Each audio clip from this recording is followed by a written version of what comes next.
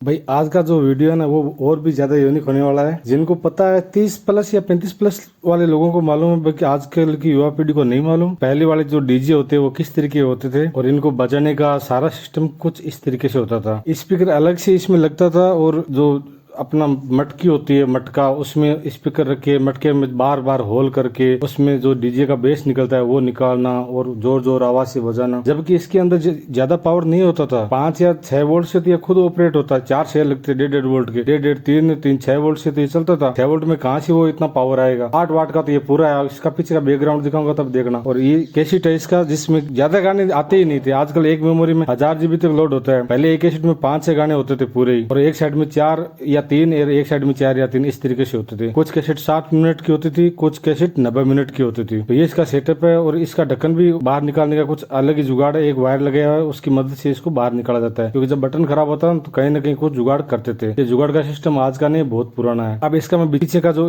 पूरा सेटिंग है वो आपको दिखाता हूँ। यहाँ पर तो आप देख पा रहे हैं ये विदेश में बना हुआ है, तो वहाँ पर 110 से जो सप्लाई होता है वो 110 या 120 या 50 की सप्लाई तक चलता। इंडिया में जैसे लगाते तो इसका बटन इधर घुमाना होता था ताकि 240 वोल्ट से चल सके। और ये इसका सप्लाई है। बाकी इसका जो पूरा मेजरमेंट आप देख पाएंगे अलग से अलग लिखा हुआ है कि 220 240 किस तरह करना है, 110 120 किस तरह करना है। क्योंकि क्या होता है, विदेशों में लाइट हल्की होती थी और इंडिया में लाइट ज्यादा होती थी। लेकिन वहाँ पर जो हर्ट्स होते थे वो 60 होते थे और यहाँ पर हर्ट्स 50 है। ये सिस्टम होता है, इसलिए विदेश की चीजें इंडिया में ज्यादा चलती थी, उसकी वजह ये है।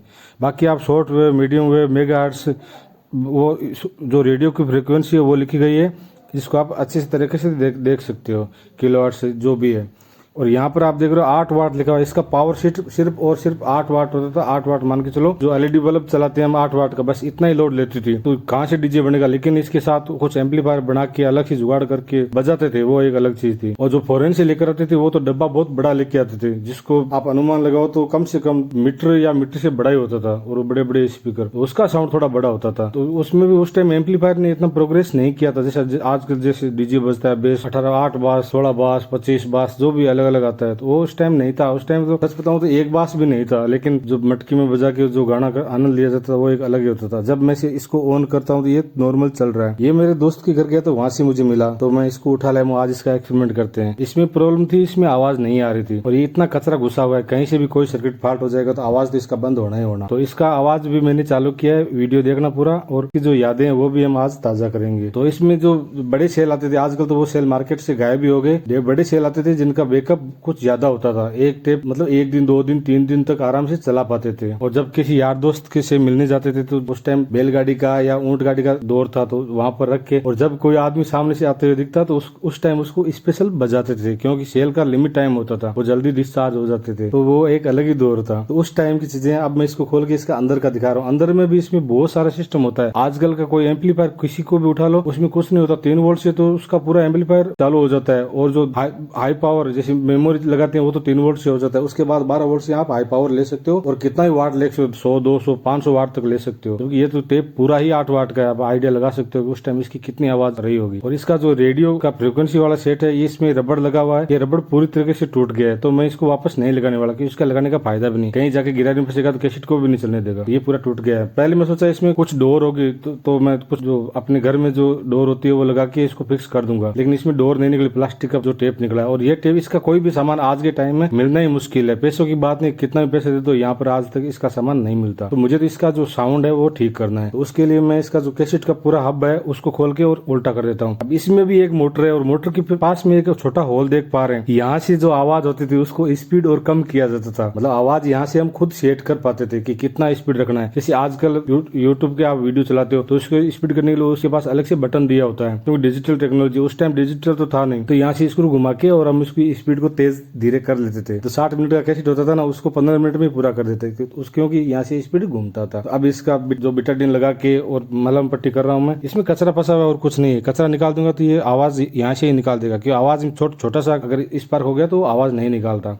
ये सिस्टम पहले भी था, ये सिस्टम आज भी है। अगर डस्ट कहीं भी चला जाए ना, आज भी कंप्यूटर आप महंगा से महंगा ले लो, अगर उसमें डस्ट चला गया तो उसका साउंड नहीं आता। तो यहाँ पर मैं चेक कर रहा हूँ तो मुझे यहाँ पर साउंड मिल रहा है। हालांकि मैंने इसका साउंड बंद करके रखा हुआ है। मुझे लगेगा कि यहाँ साउंड देना चाहिए तो मैं बाद में उसको कर दूंगा, लेकिन अभी मैंने साउंड बंद करके रखा हुआ है। यहाँ पर जब स्पर्श करता हूँ तो यहाँ से मुझे साउंड मिल रहा है। तो साउंड का काम क्लियर हो गया। अब वापस इसको बंद कर देता हूँ। उससे पहले मैं एक बार इसमें नीचे जो स्पीकर के वायर है वहां पर भी चेक करूंगा, अगर वहां पर साउंड नहीं आ रहा है तो कोई फायदा नहीं बंद करने का, तो पहले नीचे जो वायर है उसको भी चेक कर लेता हूँ। इसमें ये टेप रिकॉर्ड में हमेशा यही प्रॉब्लम होता था, इसको एक बार ठीक करते हो तो इसको 3 बार खोलना पड़ता था, क्योंकि जब बंद कर देते थे उस टाइम इसका कोई ना कोई वायर टूट जाता, फिर दोबारा ओपन करो, फिर देखो कहाँ से वायर टूटा है, फिर उसको जोड़ो। ऐसा मेरे साथ भी हुआ है, वो वीडियो में आप आगे देखना। अगर आपने मेरा वीडियो यहाँ तक देखा है तो इस वीडियो को एक लाइक कर देना, और मेरे चैनल पर पहली बार आए तो चैनल को सब्सक्राइब कर देना और घंटे वाला बटन भी दबा देना। और ये वीडियो उन दोस्तों को शेयर जरूर करना जिन्होंने ये कैसेट टेप चलाई है, और प्यारा सा कमेंट कर देना कि आपको ये वीडियो कैसा लगा, कुछ पुरानी यादें याद आई कि नहीं आई, आपने जो टेप चलाया वो कौन सा कंपनी का था वो भी कमेंट में मेंशन कर देना। तो यहाँ तक अपना काम कंप्लीट हो गया, इसका जो साउंड का था वो भी क्लियर हो गया, अच्छे से वर्क कर रहा है। अब यहाँ पर हम इसको क्लोज कर देते हैं, बारी बारी से जैसे इसको ओपन किया उसी तरीके से इसको बंद कर देंगे। और भाई हमारे दौर में सबसे ज्यादा चली थी सांवरी बाई, जिसके गाने बहुत ही पॉपुलर थे, जिसकी मैं एक झलक बता रहा हूँ। उसका शुरुआत होता था अहरे, जिनको मालूम है, मैं तो राजस्थान से हूँ तो इसलिए बता रहा हूँ। और इसका सांवरी बाई का दौर जैसे ही खत्म हुआ, उस टाइम जो दौर चालू हुआ वो सीडी और डीवीडी का चालू हुआ। उसके बाद कंप्यूटर, मोबाइल, ये सारी चीजों ने जगह ले ली, तो धीरे धीरे इसका जो लोकप्रियता धीरे धीरे खत्म होने लग गई। और भी इसके बारे में बहुत सारी रोचक बातें हैं, जिसको इसको बजाने का जो तरीका था वो भी अलग अलग था।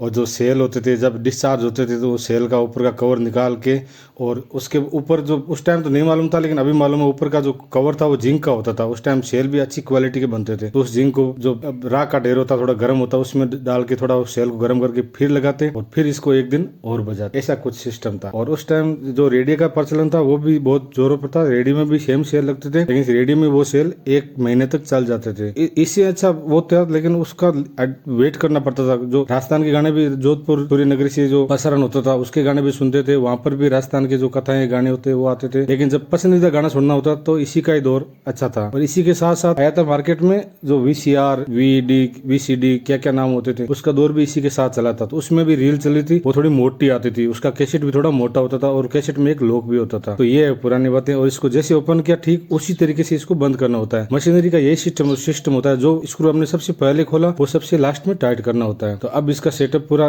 कंप्लीट हो गया। जब मैं इसको चालू किया तो ये ऑन नहीं हुआ, तब मेरे समझ में आया कि इसमें कुछ इश्यू है, और वो इश्यू मैंने इसका पकड़ लिया। तो वापस इसको दोबारा से ओपन किया और दोबारा से इसमें जो प्रॉब्लम थी उसको सोल्व किया। और बंद तो ये होता ही रहेगा, हमें तो वो बातें याद रखनी है।